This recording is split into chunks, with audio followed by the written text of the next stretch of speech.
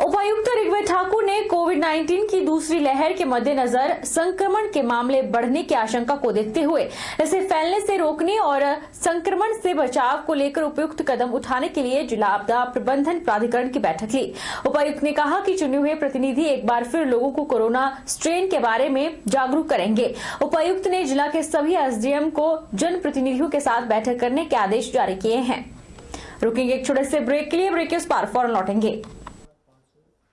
मैं लोगों से अपील करना चाहूँगा कि केसेस जहाँ हमारे बढ़ रहे हैं, हम चाहेंगे कि ज़्यादा से ज़्यादा लोग आगे आके अपना सैंपल करवाएं। सैंपलिंग में लोगों के थोड़े से लोग पीछे रह रहे हैं, लोग आगे बढ़कर नहीं आ रहे सैंपलिंग करने के लिए, जिस वजह से हमारी सैंपलिंग बढ़ नहीं रही है। बीमारी जैसे आप सभी जानते हैं, छिपा के कोई फ़ायदा नहीं है।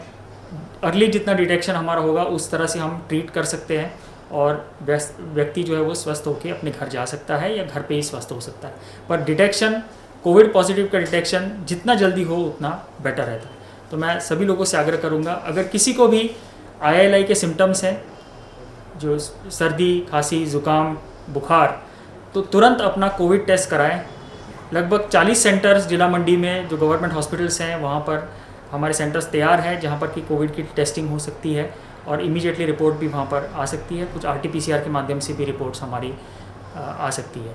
तो लोगों से अपील है कि वो आगे बढ़कर आएँ और अपना टेस्ट जल्दी करवाएं और टेस्ट के बाद जो हमारे डॉक्टर्स हैं, आप उनकी निगरानी में आप सभी स्वस्थ हो सकते हैं। कोरोना वैक्सीन के अगले चरण में आज से 45 वर्ष से अधिक के आयु के सभी लोगों को वैक्सीन लगाई जाएगी। क्षेत्रीय अस्पताल सोलन में बड़ी संख्या में इस आयु वर्ग के लोगों ने बेझिझक कोरोना वैक्सीन लगाई। सोलन जिला में अभी तक करीब 29,000 लोगों ने कोरोना की वैक्सीन लगवाई है। 1 अप्रैल से 45 साल से अधिक को कोरोना का टीका लगाया जाएगा। सोलन अस्पताल में टीकाकरण के दौरान लोगों में उत्साह देखने को मिला और अच्छी खासी संख्या में लोग स्वेच्छा से टीकाकरण केंद्र तक टीका लगवाने पहुंचे। मुख्य चिकित्सा अधिकारी डॉक्टर राजन उपल ने बताया कि सोलन जिला में आज से कोविड टीकाकरण के अगले चरण में 45 साल से अधिक लोगों को कोरोना टीका लगाया जाएगा। उन्होंने कहा कि जिला में अभी तक 29,000 लोगों ने कोरोना वैक्सीन लगवा ली है और किसी में किसी तरह का दुष्परिणाम देखने को नहीं मिला है। अब जैसे 1 अप्रैल से 45 साल से ऊपर सब लोगों को ये इंजेक्शन फ्री में लगेंगे और अभी तक हमने जो आपने सोलन डिस्ट्रिक्ट में लगाए हैं वो 28,765 टोटल इंजेक्शन हम लगा चुके हैं, जिसमें फ्रंट टाइम वर्कर के 8,000 के करीब पहली डोज लग गई है और 4800 के करीब दूसरी डोज लग गई है। और अभी तक जो हमारे पॉजिटिव केसेस आए हैं वो 7,461 आए हैं, जिसमें से आज की डेट में जो एक्टिव केसेस कहेंगे वो 467 है और ज़्यादातर हमारे होम आइसोलेट ही हैं और सारे के सारे पेशेंट अपने कंट्रोल में। एक आवश्यक सूचना और देना चाहूँगा, जो दूसरा इंजेक्शन एग्जैक्ट 28 दिन के बाद लग रहा था वो अब थोड़ा सा डिले करा है। 6 से 8 वीक में हम चाहेंगे कि दूसरा इंजेक्शन लगाएं, क्योंकि इसमें एंटीबॉडीज जो है वो ज़्यादा अच्छी बन रही है। मंडी शहर में ब्रीदिंग माइंड एजुकेशन प्लेटफॉर्म खुल गया है, जहां बच्चों का सर्वांगीण विकास होगा। IITN प्रांशुल सैनी बच्चों से ऑफलाइन सीधा संवाद करेंगे और पहली कक्षा से लेकर 10वीं कक्षा के बच्चों को 21वीं सदी के भविष्य के मुताबिक आधुनिक शिक्षा उपलब्ध करवाएंगे। मंडी शहर में ब्रीदिंग माइंड एजुकेशन प्लेटफॉर्म खुल गया है, जहां बच्चों के सर्वांगीण विकास होगा। IITN प्रांशुल सैनी बच्चों से ऑफलाइन सीधा संवाद करेंगे और पहली कक्षा से लेकर 10वीं कक्षा के बच्चों को 21वीं सदी के भविष्य के मुताबिक आधुनिक शिक्षा उपलब्ध करवाएंगे, जिसके माध्यम से बच्चों के भविष्य को एक नई दिशा मिलेगी। गुरुवार को ADC मंडी जतिन लाल ने रिबन काट कर ब्रीदिंग माइंड का शुभारंभ किया। इस अवसर पर जतिन लाल ने कहा कि इसके माध्यम से मंडी शहर के बच्चों को एक नई दिशा मिलेगी, जिससे उनका भविष्य ज्यादा बेहतर बनेगा। आज हमारे मंडी में ब्रीदिंग माइंड्स करके एक बहुत ही यूनिक कॉन्सेप्ट को हमने लॉन्च किया है, इनॉग्रेशन किया है। जो हमारे साथ प्रांशुल जी हैं, जिनका ये इनिशिएटिव है, ये एक IIT ग्रेजुएट है और एक post graduate in neuro sciences है, जिन्होंने इस इनिशिएटिव की शुरुआत की है। जो हमारे बच्चे हैं, ये उनको एक सही दिशा दिखाने और उनको किस तरह से अच्छे तरीके से हम क्रिटिकल थिंकिंग के साथ पढ़ा सकते हैं, उनमें किस तरह से पढ़ाई करने के अच्छे तरीके के साथ आगे ले जा सकते हैं ताकि वो करियर में सक्सेसफुल हो। इस इनिशिएटिव के थ्रू मैंने कोशिश की है, तो मैं इनको बहुत बहुत मुबारकबाद देता हूँ और ऑल द बेस्ट करता हूँ ताकि ये अपने जो इनिशिएटिव है इसमें कामयाब हो। उधर ब्रीदिंग माइंड के फाउंडर प्रांशुल सैनी ने बताया कि यहाँ पर बच्चों के माइंड को उनकी रुचि के अनुसार विकसित किया जाएगा ताकि वे अपनी क्षमता को पहचाने।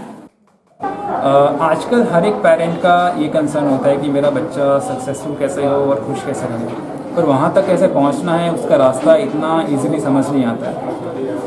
जो रिसर्चर्स दुनिया में हैं एजुकेशन में और जो पेरेंट्स अक्रॉस इंडिया जिनसे हमने इंटरेक्ट किया है, उससे ये समझ आता है कि बच्चों को सक्सेसफुल होने के लिए दो चीज़ें चाहिए। एक तो उनको 21st सेंचुरी कैपेबिलिटीज़ चाहिए कि बच्चा कितना जल्दी सोच सकता है, लोगों से कैसे बात कर सकता है, लीडरशिप क्वालिटीज़ है कि नहीं है, फोकस है कि नहीं है, कॉन्फिडेंस है कि नहीं है, और उसको अपनी स्ट्रेंथ पहचाननी पड़ेगी। जब तक वो औरों को फॉलो करता रहेगा तब तक वो उस बात में एक लेवल से आगे नहीं जा पाएगा और वो फ्रस्ट्रेट हो जाएगा।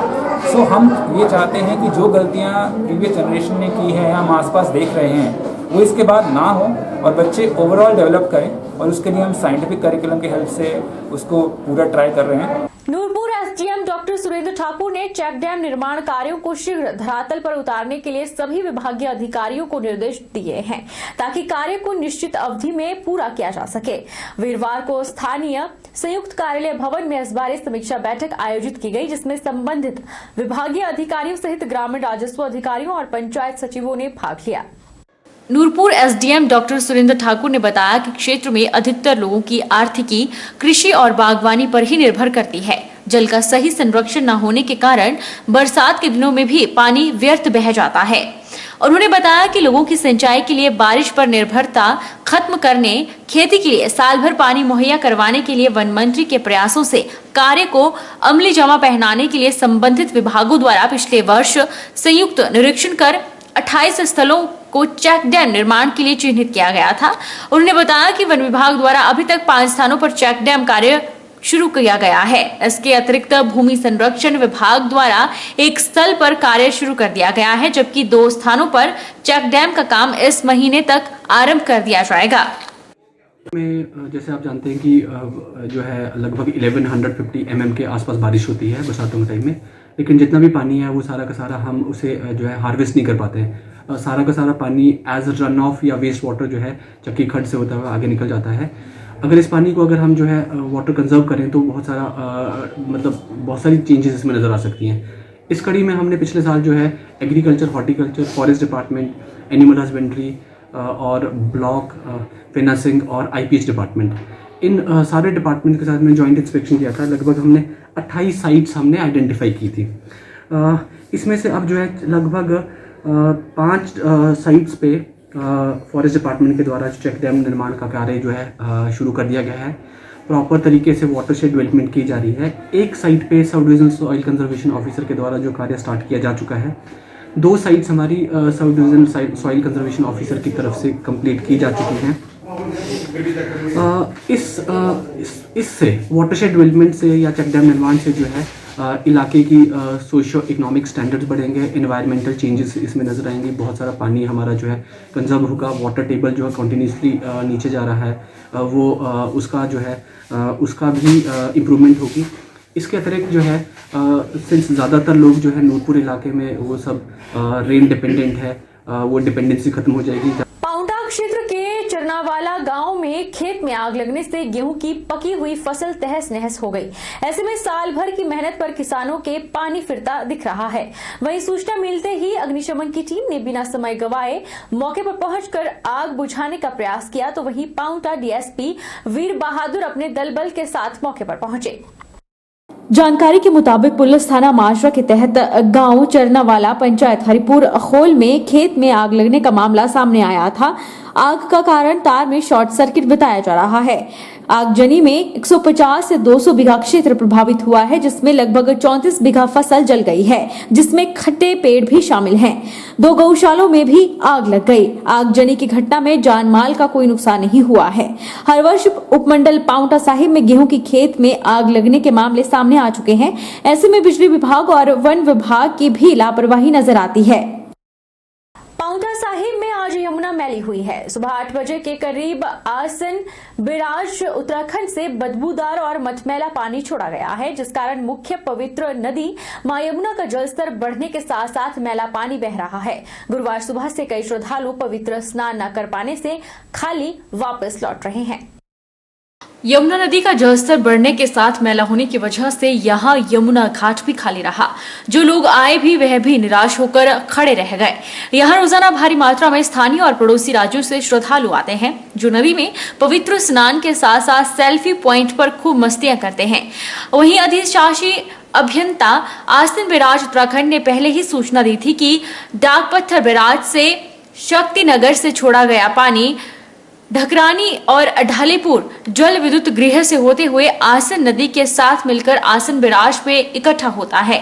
उसके बाद ही पानी आसन बिराज में निकलने वाली शक्ति नहर द्वारा कुल्हाल विद्युत गृह होते हुए खारा विद्युत गृह उत्तर प्रदेश और हथनी कुंड बैराज हरियाणा में इकट्ठा होता है। आसन बिराज प्रबंधन के अनुसार कार्य के लिए बैराज से निकलने वाली शक्ति नहर का क्लोजर 31 मार्च से 21 अप्रैल तक प्रस्तावित है। पंजाब से खन्ना से कैसा लगा आपको, यहाँ का जो वातावरण कैसा लगा? हम आए थे, बहुत अच्छा, पर ये पानी बहुत गंदा हो चुका है। हमने सोचा था कि बहुत सुंदर पानी होगा, बहुत साफ होगा, पर आकर देखा तो पानी बहुत गंदा हो चुका है, जिसमें बहुत ज़्यादा गंदगी है। वक्त तो चला है छोटे से ब्रेक का। ब्रेक के उस पार फौरन लौटेंगे, आप बन रही हमारे साथ।